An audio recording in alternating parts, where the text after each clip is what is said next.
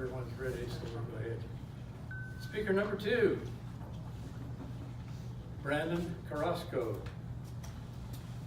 Lost. Brandon Carrasco.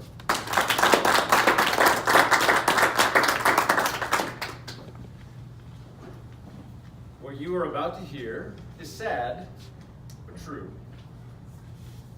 Losing something is not only painful, but it's embarrassing. Maybe it's hereditary. My 7-year-old son, Mark, just lost his brand new jacket a few weeks ago. For days, he searched the school lost and found. He searched the school bus. His parents yelled at him.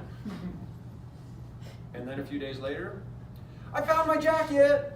Where was it?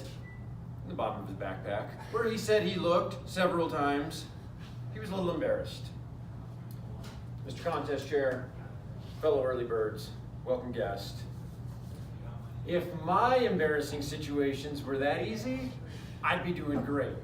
But what I'm going to share with you is a little more embarrassing about the times when I lost something.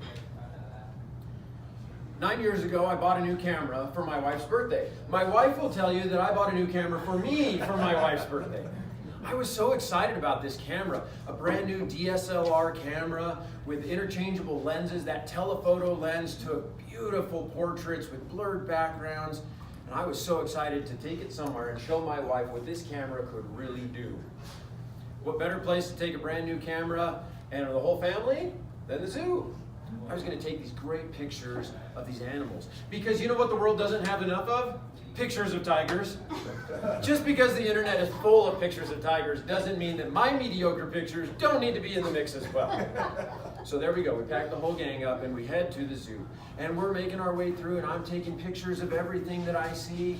And the kids are running around and they're having a good time. But the best pictures came from the big cat area.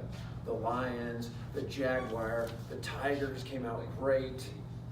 And then we moved on and we're walking across through the zoo and we cross the big grass field. We go past the Cottonwood Cafe and we're heading towards the sea lions. When my wife asked the question, where's Faith? Faith was 1 year old. I do a quick head count. You know, I got a lot of kids. We're one short. Panic sets in. I know exactly where she's at. She's still playing on the benches by the big cats. I got this big camera around my neck and I turn and I sprint through the zoo. And as I'm running through the zoo with this big camera, some smart aleck calls out, he must want to get the shot. Shut up. I keep going. I come around the corner, and before I get to the destination, here comes this young couple. They look really worried, carrying my crying 1-year-old daughter, wondering who abandoned this child. I come running up, and I apologize and tell them this is my daughter, and I'm feeling embarrassed. Luckily, my daughter reaches for me. They know she's mine, and I take her and I walk back to my family. To a not happy wife. But if that were as embarrassing as it gets, I would be doing pretty good. It gets worse. Grocery shopping. Newborn baby, sleep deprived, brain dead. We decide at Sprouts we're going to divide and conquer. It's late at night.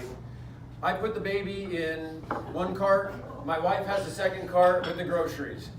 We separate to go get things from our list. We come back together by the apples, compare notes. I put some things in the cart, I'm looking at the list, and I say, I'm going to go grab limes real quick. I grab the cart with the groceries, and I go to get limes. My wife says she's going to go get ice cream. A minute or two later, she comes back and says, where's the baby? Crap. Moment of panic again. I look across the store. There's the cart by the apples, still sitting there. Whew.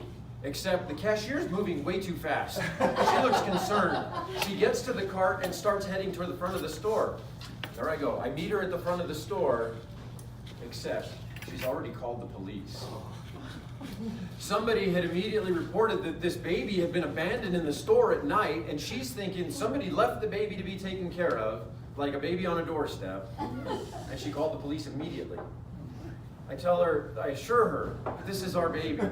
She says, I believe you, but can you please wait and let the police verify so I'm not responsible? Yes, of course, I understand her concern. Police come a few minutes later. and I'm embarrassed. Because I'm standing in front of all these people standing in line looking at me while the police question me about my baby. And my wife, not happy. And all was well. But if that were the end of my embarrassment, I would be doing pretty well. Because I get reminded of these situations all the time. We have this great picture book that we made for my daughter Faith with all these wonderful pictures that I took with that telephoto lens at the zoo. And every time we flip through it with the little kids, she says, "Hey Dad, do you remember that time you left me at the zoo?" Yes, of course I do. And every time we go to Sprouts, and that same cashier who still works there, and when we come through her line with my son, who's now 7, and she recognizes him and says, "Oh, is that Mark? You remember that time I found him here in the store?" Yes, I do. And my wife, she doesn't let me forget either. Moral of the story: if you need wonderful pictures of animals, I'm your guy.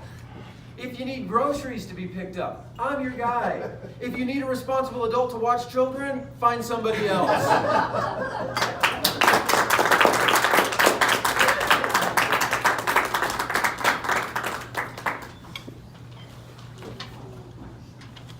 Thank you again, Michelle. A minute and a half, please.